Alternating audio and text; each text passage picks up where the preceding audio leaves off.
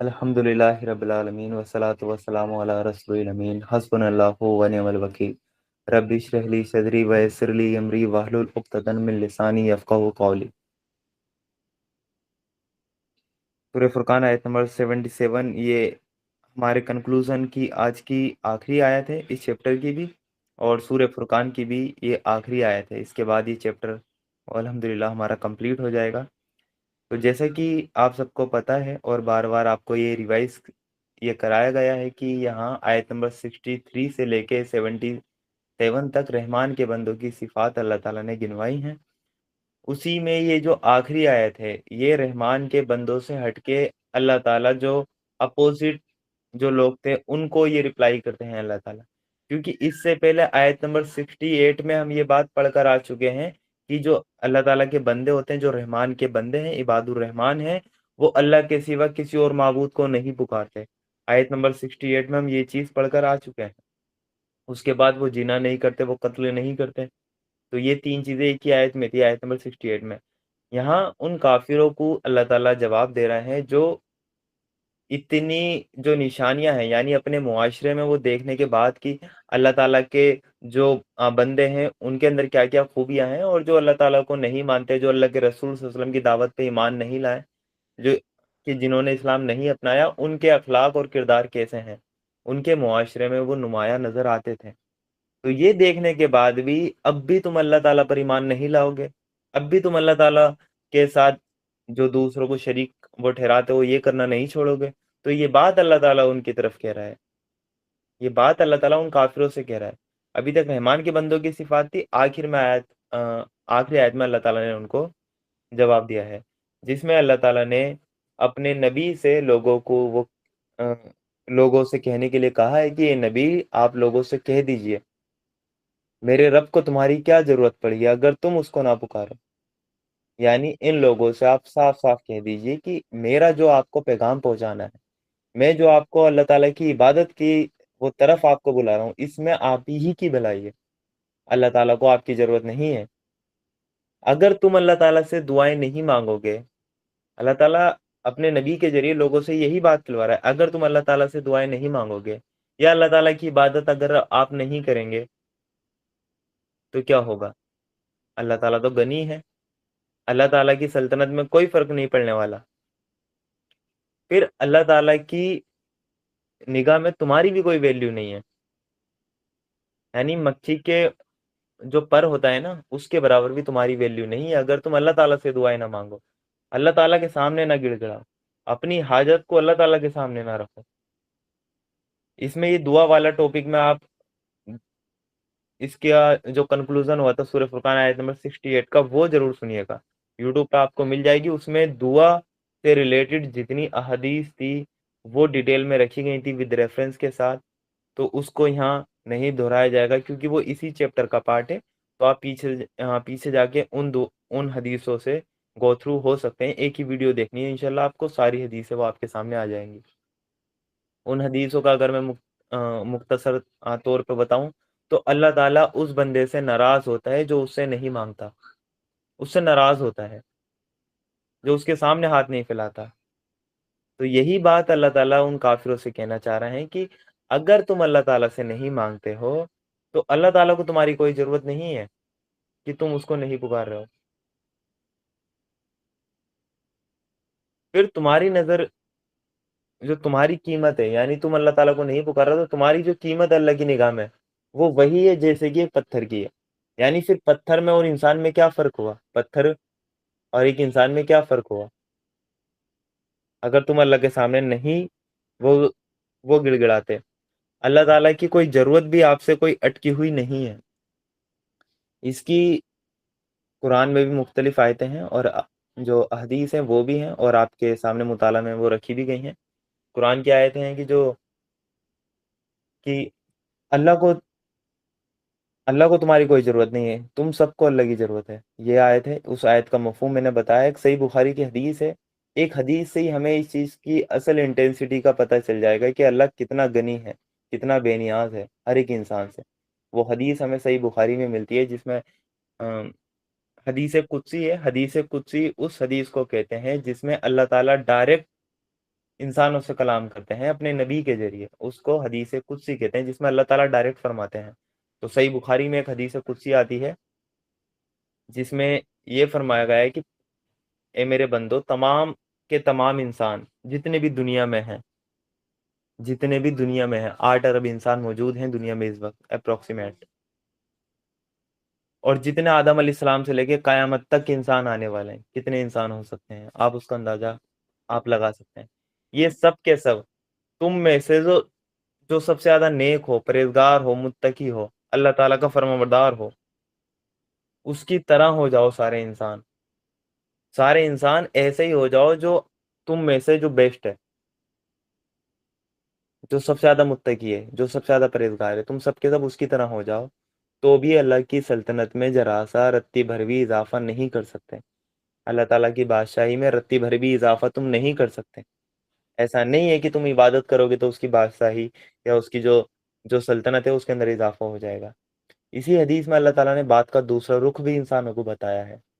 اگر تم سب کے سب انسان، اور اس میں اللہ تعالیٰ نے جنات کو بھی انکلوڈ کیا ہے، اس میں بھی جنات کو بھی انکلوڈ کیا تھا کہ تمام کے تمام انسان اور تمام کے تمام جن جتنے بھی موجود ہیں، سب کے سب اپنے میں سے جو سب سے زیادہ اللہ تعالیٰ کا نافرمان ہے، اللہ تعالیٰ کا باغی ہے، جو فاسق ہے، اس کی طرح ہو جاؤ۔ یعنی سب کے سب اللہ تعالیٰ کے باغی ہو جاؤ۔ اللہ تعالیٰ کے باغیوں میں سب سے زیادہ باغی کون؟ جو خود اللہ تعالیٰ کو گالی دے، جو اللہ تعالیٰ کا سب سے بڑا دشمن ہو۔ تم سب انسان اس کی طرح ہو جاؤ، تو بھی اللہ تعالیٰ کی سلطنت سے کچھ چیز تم کم نہیں کر سکتے، نہ کچھ اضافہ کر سکتے ہو، نہ ہی کچھ کم کر سکتے ہو۔ تو اس ایک حدیث ہی ہمارے لیے کافی ہے کہ اللہ تعالیٰ کتنا بے نیاز ہے انسانوں سے۔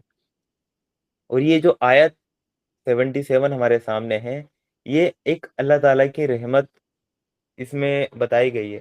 یہاں کہیں بھی پوری آیت میں رحمت کا ورڈ یوز نہیں ہوا ہے، لیکن آپ اس آیت کو پڑھیں تو اللہ تعالیٰ نے کتنی رحمت اور شفقت انسانوں پہ کی ہے، کتنی پیار سے اللہ کے رسول صلی اللہ علیہ وسلم کے ذریعے یہ بات ہم تک پہنچائی ہے کہ میرے رب کو تمہاری کیا ضرورت پڑی ہے اگر تم اس کو نہ پکارو۔ یعنی یہ اللہ تعالیٰ کی رحمت ہی ہے کہ اس نے تم میں پیغمبر بھی بھیجے اور تمہیں سیدھا راستہ بھی بتایا، اور تمہیں بتایا بھی کہ اللہ کے ساتھ کسی کو شریک نہیں کرنا، صرف اللہ تعالیٰ کو پکارنا، مدد صرف اللہ تعالیٰ سے مانگنا۔ یہ تمہیں بتایا تمہارے اپنے بھلے کے لیے۔ یہ اللہ تعالیٰ کی رحمت ہے آپ کے اوپر۔ اگر اللہ تعالیٰ نہ بتاتا تو کیا ہے؟ اللہ تعالیٰ کو پتا ہے، اللہ تعالیٰ تمہیں نہیں دیکھنا چاہتا ہے کہ سارے انسان جہنم میں چلے جائیں۔ اللہ تعالیٰ نہیں چاہتا۔ اللہ تعالیٰ تو چاہتا ہے کہ سب کے سب جنت میں چلے جائیں، سب اس کے فرمانبردار بندے بن کر رہیں۔ تو اللہ تعالیٰ کی رحمت کا بھی اظہار ہے اس آیت میں، کہ اللہ تعالیٰ نہیں چاہتا کہ تم جہنم میں جاؤ، اس لیے اللہ تعالیٰ اپنے نبی کے ذریعے یہ بات ہم تک پہنچا رہا ہے کہ ام، اللہ تعالیٰ کو تمہاری کوئی ضرورت نہیں ہے، تمہیں خود اس کی ضرورت ہے۔ تو یہ بات ہمیں اپنے اوپر بھی اپلائی کرنی چاہیے کہ جو دعائیں نہیں مانگتا اللہ تعالیٰ اس سے ناراض ہو جاتا ہے۔ صحیح حدیث موجود ہے، اللہ کے رسول کی صحیح حدیث موجود ہے۔ اور اللہ تعالیٰ سے زیادہ سے زیادہ دعائیں مانگنی چاہیے۔ جو دعا مانگتا ہے اللہ تعالیٰ اس سے خوش ہوتا ہے۔ کوئی دعا تمہاری ریجیکٹ نہیں ہوتی، کوئی دعا تمہاری رد نہیں کی جاتی اس کے دربار سے۔ تو پھر کیوں اس کے آگے ہاتھ نہیں پھیلاتے؟ وہ ایک دعا تمہاری ریجیکٹ نہیں کرتا، وہ یہ نہیں کہتا میں تجھے بندے یہ نہیں دوں گا، وہ ساری دعا قبول کرتا ہے۔ اسلام میں دعا کا نو کا آپشن نہیں ہے، اللہ تعالیٰ کے یہاں نو کا آپشن نہیں ہے۔ جو بندہ اللہ تعالیٰ سے مانگتا ہے اللہ تعالیٰ اسے یقیناً دیتا ہے، یقیناً دیتا ہے۔ جو بندہ اللہ تعالیٰ سے مانگتا ہے۔ آپ اللہ کو چھوڑ کر کسی اور کے پاس کیوں جاتے ہیں؟ کیا کوئی دربار اللہ تعالیٰ کے دربار سے بڑا ہے؟ کیا کوئی اللہ تعالیٰ سے بڑا ہے؟ کیا کسی کے جو خزانے ہیں وہ اللہ تعالیٰ کے خزانوں سے زیادہ ہیں؟ جب نہیں ہیں تو ہم اللہ کو چھوڑ کر کسی اور کے در پہ کیوں جائیں؟ ہم کسی اور کے آگے کیوں ہاتھ پھیلائیں؟ یہ اللہ تعالیٰ ہماری بھلائی کے لیے یہ بات کہہ رہا ہے، ہماری بھلائی کے لیے۔ تو ہمیں صرف اللہ تعالیٰ سے مدد مانگنی، صرف اللہ تعالیٰ سے۔ تو ان کافروں کو اللہ تعالیٰ جواب دے رہے ہیں کہ جو اتنی نشانیاں دیکھنے کے بعد بھی، رحمان کے بندوں کی خوبیاں دیکھنے کے بعد بھی، ان کی زندگیوں میں آئے ہوئے انقلاب کو دیکھنے کے بعد بھی، کہ ابھی اللہ کے رسول صلی اللہ علیہ وسلم پہ ایمان لانے سے پہلے ان کی زندگی کیسی تھی، بالکل اپوزٹ، دور جاہلیت تھا۔ لیکن جیسے یہ ایمان میں داخل ہوئے، اسلام لے کر آئے، اللہ کے رسول صلی اللہ علیہ وسلم کی دعوت پہ لبیک کیا، اس کے بعد ان کی زندگی میں انقلاب آ گیا۔ یہ پورے معاشرے سے الگ نمایاں یہ شخصیت یہ نظر آنے لگے، یہ خوبیاں ہیں ان کے اندر۔ تو ایک نشانی کے طور پہ اللہ تعالیٰ نے یہ مشرکین مکہ کے سامنے یہ بات پیش کی ہے۔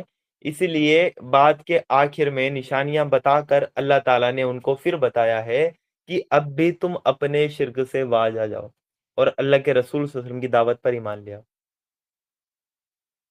اور یہ تمہارے اپنے ہی بھلے کے لیے ہے، ادروائز آپ جہنم میں جائیں گے، جہاں کا عذاب ہے وہ بڑا ہی سخت ہے۔ اسی لیے آگے بھی آیت میں اسی جہنم کا ذکر یہاں اللہ تعالیٰ نے کیا ہے۔ تو اس لیے جو مکہ میں تھا، جو سب سے زیادہ گناہ وہ ہوا کرتا تھا، ایک تو بت پرستی ہے، اور اللہ تعالیٰ کے سوا دوسرے کو شریک کرنا، دعائیں کسی اور سے مانگنا، اللہ تعالیٰ سے دعائیں نہ مانگنا۔ تو یہ سب سے بڑا گناہ تھا ان کا، یہ سب سے بڑا شرک تھا ان کا۔ اللہ تعالیٰ کو ماننے کے بعد وہ یہ کام کیا کرتے تھے۔ اور آج ہم بھی، مسلمان بھی، اللہ تعالیٰ کو ماننے کے بعد بھی یہ کام کریں، تو ہم میں اور مشرکین مکہ میں کیا فرق ہوا؟ مشرکین مکہ کیا کہتے تھے؟ اللہ تو صرف ایک ہے، وہی ہے اللہ۔ وہ نام بھی اللہ لیتے تھے، وہ تبھی ان کے آپ نام دیکھیں گے عبداللہ ملتا تھا۔ عبداللہ کا مطلب ہوتا ہے اللہ کا بندہ۔ اللہ کے رسول صلی اللہ علیہ وسلم کے والد کا نام کیا تھا؟ عبداللہ۔ عبد المطلب دادا کا نام عبدل، اللہ کا بندہ۔ تو یہ دیکھیں، اللہ کو مانتے تھے، لیکن ان کا لاجک یہ تھا، وہ ان کی دلیل یہ تھی، یہ جو ہمارے بت ہیں، یہ جو ہمارے جن کی ہم عبادت کر رہے ہیں اللہ کے علاوہ، جن سے دعائیں مانگ رہے ہیں، یہ اللہ کے سفارشی ہیں، یہ ہمارا کنیکشن اللہ تعالیٰ سے جوڑتے ہیں، یہ بیچ کے میڈیٹر ہیں۔ یہ تھا ان کا اصل گناہ، انہوں نے بیچ میں کچھ میڈیٹر بٹھا لیے تھے، کچھ سفارش تھی، انہوں نے بٹھا لیے تھے۔ انہوں نے اللہ تعالیٰ کو دنیا کے بادشاہ، جو دنیا کے بادشاہ ہوتے ہیں، حاکم ہوتے ہیں، ان کی طرح انہوں نے گمان کر لیا کہ جیسے بادشاہ ہوتے ہیں، حاکم ہوتے ہیں، ان کے دربار میں کوئی بھی ایسی منہ اٹھا کے نہیں جا سکتا، اس لیے پہلے آپ کو عرضی لگانی پڑتی ہے۔ جو خادم ہوتا ہے اس کا، خادم کے پاس جائیں گے، خادم وہ لیٹر لے کے بادشاہ کے پاس جائے گا، بادشاہ اپروول دے گا، پھر آپ بادشاہ کے پاس جا کے اپنی درخواست رکھ سکتے ہو۔ یہ تو دنیا بھی جو بادشاہ ہوتا ہے کہ وہ یہی ہوتا ہے، ہم نے اللہ تعالیٰ کو بھی یہی سمجھ لیا۔ اس وجہ سے یہ جو شرک ہے نا، یہ آج بھی امت مسلمہ کے اندر موجود ہے، ان کی بھی یہی دلائل ہیں کہ ہم ان کی عبادت تھوڑی کر رہے ہیں، ہم تو ان سے مانگ رہے ہیں، یہ اللہ تعالیٰ کے قریبی ہیں، یہ ہماری بات اللہ تعالیٰ تک پہنچا دیں گے۔ بھائی کون سے اللہ پہ ایمان لے آؤ، تمہاری بات نہیں پہنچ رہی اللہ تک، آپ کون سے اللہ پہ ایمان لائے ہو؟ وہ تمہاری جو گردن کی جو نس ہے نا، جہاں تمہاری جان اٹکی ہوئی ہے، وہ اس سے بھی زیادہ قریب ہے، سیر سے بھی زیادہ قریب ہے۔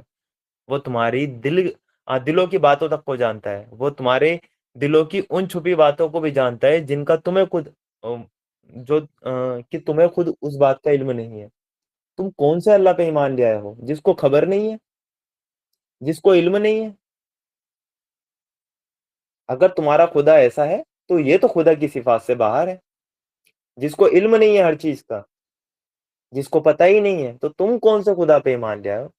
تم قرآن کے خدا پہ ایمان نہیں لے کر آئے ہو، تم محمد صلی اللہ علیہ وسلم کے خدا پر ایمان لے کر نہیں آئے ہو، تم نے اپنا خود ساختہ ایک خدا بنا لیا، اور پھر اپنے رول اس خدا پہ اپلائی کرنے لگے کہ خدا تک ہماری بات نہیں پہنچ رہی۔ جبکہ قرآن کا رب کہتا ہے، اے نبی، میرے بندے تم سے اگر میرے بارے میں پوچھیں تو ان سے کہہ دو کہ میں ان کے قریبی ہوں، ہر پکارنے والے کی پکار کو سنتا ہوں، بلکہ سنتا ہی نہیں ہوں، اس کا جواب بھی دیتا ہوں۔ یہ ہے ہمارا رب، مجھے پکارو، میں تمہاری دعائیں قبول کروں گا۔ اور جو لوگ تکبر میں آ کے مجھے پکارنے سے میری عبادت سے منہ موڑتے ہیں، انہیں میں جلد ہی جلیل و خوار کر کے جہنم میں داخل کر دوں گا۔ یہ قرآن کی آیتیں میں آپ کو بتا رہا ہوں، یہ ہے قرآن کا رب۔ اللہ کے رسول صلی اللہ علیہ وسلم کا رب کون سا ہے؟ دعا ہی عبادت ہے، دعا عبادت کا مغز ہے، حاصل نچوڑ ہے، بہترین عبادت دعا ہے۔ تو صرف اللہ تعالیٰ کو پکارو، اللہ کے رسول نے کہا ہے۔ جوتے کا جو لیس ہوتا ہے نا، وہ بھی اگر آپ کو مانگنا ہو تو صرف اللہ تعالیٰ سے مانگو۔ یہ ہے اللہ کے رسول صلی اللہ علیہ وسلم کا رب۔ اس رب پہ ایمان لانا ہے ہمیں، نہ کہ لوگوں کے بنائے ہوئے رب پہ، جن کو میڈیٹر کی ضرورت ہے، جن کو سفارشی کی ضرورت ہے۔ ہمارا رب نہیں ہے وہ۔ مثالیں دیں گے آپ کو آئی ایس آفیسر کے پاس جانا ہے، آپ کو ڈی ایم کے پاس جانا ہے، تو ڈائریکٹ منہ اٹھا کے ڈی ایم کے پاس کوئی چلے جاؤ گے؟ پہلے پیون کے پاس جاؤ گے، پیون سے عرضی لگواؤ گے، وہ آپ کی بات آگے تک لے کر جائے گا، تبھی تو آپ ڈی ایم سے ملیں گے۔ ہاں تو بھائی ٹھیک ہے، تو پھر ہم کیا کریں اس کا؟ کیا یہ مثال اللہ تعالیٰ پہ آپ چسپا کرو گے؟ ڈی ایم کو کوئی خبر نہیں ہے باہر کون ہے، اللہ تعالیٰ کو پتا ہے، ہر چیز کا علم ہے، ڈی ایم کو نہیں ہے وہ علم، وہ کسی چیز کا۔ تو یہ مثالیں اللہ تعالیٰ پہ چسپے نہ کریں۔ قرآن میں خود کہا ہے اللہ تعالیٰ نے، یہ کیسی کیسی مثالیں مجھ پہ آئے چسپا کرتے ہیں۔ اور جو اللہ کے سوا دوسرے کو پکارتا ہے، قرآن میں اللہ تعالیٰ نے وہ کہا ہے، ایک آیت کا مفہوم میں آپ کو بتا رہا ہوں، کہ وہ ایسا ہے جیسے آ, جیسے کسی کو پیاس لگی ہے اور وہ پانی پانی کہتا رہے اور اس کو پانی نہ ملے، وہ ایسا ہی ہے۔ تو ہمیں صرف اللہ تعالیٰ کو پکارنا ہے، اور یہ اللہ تعالیٰ کی رحمت ہے ہمارے اوپر کہ اللہ تعالیٰ ہمیں جہنم کے عذاب سے بچانا چاہتا ہے۔ اس لیے اللہ تعالیٰ ہمارے بھلے کے لیے ہی ہم سے کہہ رہا ہے کہ تم صرف اللہ تعالیٰ کو پکارو، کیونکہ یہ اللہ تعالیٰ کے ساتھ یہ شرک ہو رہا ہے۔ اگر اسی شرک پہ موت آ گئی تو پھر دی اینڈ، ہمیشہ کی جہنم میں۔ کیونکہ سورہ نیسا آیت نمبر 48 اور 116 میں اللہ تعالیٰ نے یہی فرمایا، اللہ تعالیٰ ہر گناہ کو معاف کر دے گا سوائے شرک کے، چاہے تو معاف کر دے ہر گناہ کو، لیکن شرک کی معافی نہیں ہے۔ اور اللہ تعالیٰ سے سچا اپنی بات میں اور کون ہو سکتا ہے؟ ایسا نہیں ہے کہ اللہ تعالیٰ نے قرآن میں کہہ دیا اور آخرت میں قیامت کے دن اس کے الٹ کر دے وہ کام، کہ چلو میں نے دنیا میں تو ایسے ہی کہہ دیا تھا، یا کہ وہاں جا کے الٹ کرتے کام نہیں کرے گا۔ اللہ تعالیٰ سے زیادہ سچا کوئی نہیں ہے، اللہ تعالیٰ سے زیادہ وعدے کو نبھانے والا کوئی نہیں ہے۔ کوئی ہو سکتا ہے؟ نہیں نا۔ تو پھر اس نے کہا ہے جہنم دے گا، اگر شرک پہ مرو گے تو دے گا، کوئی شک نہیں ہے۔ جہنم میں جانا ہے، کچھ نہیں کرنا، شرک کر لو جہنم میں جاؤ گے۔ تو اللہ تعالیٰ انسانوں کو جہنم سے بچانا چاہتا ہے۔ ان کافروں کو مخاطب کر کے اللہ تعالیٰ یہ کہہ رہے ہیں کہ لوگوں سے کہہ دو میرے رب کو تمہاری کیا ضرورت پڑی ہے اگر تم اس کو نہ پکارو۔ اس اینگل سے سمجھاؤ، اللہ تعالیٰ کو نہیں ہے ضرورت، سب کے سب آپ فاسق بن جائیں، فاجر بن جائیں، اللہ تعالیٰ کے نافرمان بن جائیں، نعوذ باللہ اللہ تعالیٰ کو گالی دینے والے بن جائیں، اللہ تعالیٰ کے باغی بن جائیں، تب بھی اللہ تعالیٰ کی سلطنت سے آپ کچھ کم نہیں کر سکتے۔ پھر اللہ تعالیٰ نے ان کو بتا دیا، پہلے سمجھایا پھر بتا دیا، اب کہ تم نے جھٹلا دیا ہے، یعنی تم پکے ہو چکے ہو اپنے اسی چیز پر کہ ہم اللہ تعالیٰ کی عبادت نہیں کریں گے، ہم دوسروں سے دعائیں مانگتے رہیں گے۔ اب کہ تم نے جھٹلا دیا ہے تو جلد ہی وہ سزا پاؤ گی کہ جان چھڑانی مشکل ہوگی، جان چھڑانی مشکل ہوگی، اور وہ سزا کیا ہے؟ وہ آگ ہے، جہنم کی دہکتی ہوئی آگ، جس کا بچھونا آگ ہے، جس کا اوڑھنا آگ ہے۔ اور اس آگ میں صرف ایک ڈبکی لگا دینے سے انسان اپنے سارے عیش و آرام بھول جائے گا جو اس نے دنیا میں گزارے ہیں۔ وہ کل ہی حدیث آپ کے سامنے وہ رکھی تھی، صحیح مسلم کی، ایک ڈبکی لگانے سے تو جان چھڑانی مشکل ہوگی۔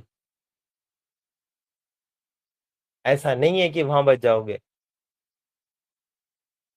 کسی کو لے دے کے کچھ کام چل جائے گا وہاں پر، فرشتوں کو پٹا لو گے، سیٹنگ کر لو گے، وہاں کچھ نہیں چلے گا۔ وہاں اگر جہنم کا فیصلہ ایک بار ہو گیا تو اللہ تعالیٰ نے ایسے فرشتے مقرر کیے ہیں جن کے دل میں رحم نہیں ہے، ان کا وہ کام ہے، وہ اپنا کام سمجھ کے یہ کام کریں گے، تمہیں جہنم میں سزا دیں گے، وہ اپنی جاب سمجھ کے یہ کام کریں گے، تم کتنا بھی چیخ لینا ان کے سامنے، کتنا بھی چلا لینا، ایسا نہیں ہے ان کے دل پگھل جائیں گے اس کو تھوڑا سا آرام دے دو، نہیں، اگر وہ تمہیں تھوڑا سا آرام دینے کی بھی سوچیں گے تو وہ خود اللہ تعالیٰ کی نافرمانی کر دیں گے. تو فرشتے تو اللہ تعالیٰ کی نافرمانی نہیں کرتے. تو ایسے فرشتے ہیں وہاں پر جن کے دل میں رحم نہیں ہے. اللہ تعالیٰ نے قرآن میں کہا ہے کہ انہیں جنجیروں میں مطلب باندھ کر جہنم میں ٹھوسا جائے گا، ٹھوسا جائے گا. اور جب ان کی باڈی جل جائے گی، ان کی کھالیں جل جائیں گی، تو اللہ تعالیٰ دوسری کھالیں ان کو دے گا، تاکہ پھر قرآن میں اس کا ریزن بھی بتایا اللہ تعالیٰ ایسا کیوں کرے گا، تاکہ یہ مزہ چکھیں.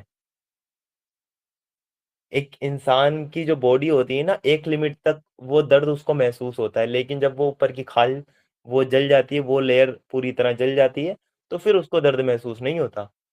تو اللہ تعالیٰ کیا کہیں گے کہ جب تمہاری کھالیں جل جائیں گی، نئی کھالیں دیں گے تاکہ عذاب کا مزہ مسلسل چکھتے ہی رہو. اور وہاں پر جان چھڑانی مشکل ہوگی، کوئی آپشن نہیں ہوگا بچنے کا، کوئی راستہ نہیں ہوگا. ابھی ہیں راستے ہمارے پاس، ابھی ہیں اللہ پر ایمان لا کر دنیا میں ہی اللہ تعالیٰ کے دین کے لیے ہم جد و جہد کر لیں، اللہ تعالیٰ کے احکام پر ہم عمل کر لیں، گناہوں کی زندگی آج ہی ہم ترک کر دیں. ابھی ہے ہمارے پاس موقع، لیکن پھر ہمیں موقع نہیں ملے گا، پھر موقع نہیں ملے گا. پھر وہاں کوئی سفارشی کام نہیں آئے گی، وہاں کوئی تمہارے جو دنیا کے عہدے ہیں، کانٹیکٹ ہیں، اثر و رسوخ ہیں تمہارا دنیا میں، بڑی بڑی باتیں ہیں تمہاری، وہاں وہ باتیں کام نہیں آئیں گی، وہاں وہ تمہارے کانٹیکٹ کام نہیں آئیں گے. وہاں کام آئے گا تو تمہارے نیک اعمال. تو انہی کی ہمیں فکر کرنی چاہیے، انہی کی ہمیں فکر کرنی چاہیے. ہمیں تقوی والا انسان بننا ہے، اللہ تعالیٰ کا فرما بردار ہمیں بننا ہے، تبھی ہماری اس جہنم سے آزادی پکی ہوگی. سورہ آل عمران میں اللہ تعالیٰ نے یہی بتایا ہے کہ اصل کامیابی کیا ہے. وہ کامیابی یہ صرف دنیا کی جو کچھ دن کی زندگی ہے یہ نہیں ہے. سورہ آل عمران میں اللہ تعالیٰ نے کہا اصل کامیاب وہ شخص ہوا جو اس دن جہنم کے عذاب سے بچا دیا گیا اور جنت میں داخل کر دیا گیا. یہ ہے اصل کامیابی، یہ ہے اصل کامیابی. جو اس دن جہنم کے عذاب آگ سے بچا لیا گیا، جہنم کے عذاب سے جو بچا لیا گیا اور جنت میں داخل کر دیا گیا، وہی ہے اصل کامیاب. دنیا میں ذرا سی سکسیس کے پیچھے ہم اپنی ساری صلاحیتیں کھپا دیتے ہیں، 18 18 گھنٹے ہم ایک ایک دن میں ہم اپنی اسٹڈی کو دے دیتے ہیں. جو پیرنٹس ہوتے ہیں وہ پیسہ بھی اتنا پھونک دیتے ہیں بچے کے اوپر کہ میرا بچہ کچھ قابل ہو جائے، سکسیسفل ہو جائے. یہ کوئی سکسیس ہے؟ ہم نے تمام ایسے کیسز دیکھے ہیں کہ وہ ڈاکٹر بننے کے بعد آئے اور ایک دن بھی انہوں نے پریکٹس نہیں کی اور انتقال ہو گیا. یہ کیسی سکسیس؟ ڈاکٹر بن گئے، سارا انویسٹمنٹ جو والدین نے اس پہ کیا تھا ڈاکٹر بننے تک کا وہ ایک سیکنڈ میں گیا، موت کا بلاوا آ گیا. تو پتا ہے کسی کو کچھ کیا ہے سکسیس؟ سکسیس وہ ہو جو دائمی ہو، جو ہمیشہ کی ہو، جو ٹیمپریری ہو، وقتی ہو، وہ سکسیس نہیں ہے. اگر میں صرف آپ کو کہوں کہ میں ایک دن کے لیے آپ کو ایسی زندگی مطلب جینے کا اگر موقع دوں، آپشن دوں کہ آپ کو کوئی کمی محسوس نہ ہو، اور اس کے بعد کی زندگی آپ کو اتنی بدترین اگر میں جینے کے لیے کہوں جس میں آپ کو کوڑا کرکٹ کھانا پڑے، آپ کے پاس چھت نہ ہو، تو کیا آپ اس ایک دن کی زندگی کا جو میرا آپشن ہے وہ ایکسیپٹ کریں گے؟ ہرگز نہیں کریں گے. آپ سب عقل والے لوگ ہیں کہ بھائی ایک دن کا کیا ہے، مجھے تو ہمیشہ کا دیکھنا ہے. باقی زندگی میرے پاس تو گھر بھی نہیں دے رہا، کھانے کے لیے بھی کچھ نہیں دے رہا، ایک دن میں تو مجھے سب کچھ دے رہا ہے. تو وہ باقی چیزوں پہ خیال رکھے گا نا. ایسے ہی دنیا کو سمجھیں، دنیا کی زندگی آخرت کے مقابلے میں بڑی ہی چھوٹی سی ہے. ایک سیکنڈ بھی میں آپ کو زیادہ بتا رہا ہوں، اتنی چھوٹی سی. تو اس کو ترجیح نہ دے کر ہم آخرت کو ترجیح دے لیں، ہم اس آگ سے بچ جائیں، ہم کامیاب ہو جائیں، اصل سکسیس ہمیں مل جائے، جس کو اللہ تعالیٰ نے کامیابی کہا ہے وہ کامیابی ہمیں حاصل ہو جائے کہ جو اس دن جہنم کی آگ سے بچا لیا گیا اور جنت میں داخل کر دیا گیا. ادروائز اگر ایک بار ہم اس میں داخل ہو گئے تو پھر اللہ تعالیٰ نے یہی فرمان ہے جو اس آیت میں کہہ دیا کہ جان چھڑانی مشکل ہوگی، بڑی مشکل ہوگی وہاں. تو ہمیں وہاں پچھتانے سے بہتر یہ ہے کہ ہم اپنے عمل درست کر لیں اور اللہ تعالیٰ کے کلام پہ ہم غور و فکر کریں، اس کی دعوت کو ہم آگے پہنچانے والے بن جائیں، اپنی زندگی کو ہم اللہ تعالیٰ کے دین کے راستے پہ ہم لگا دیں۔ جزاک اللہ خیرا۔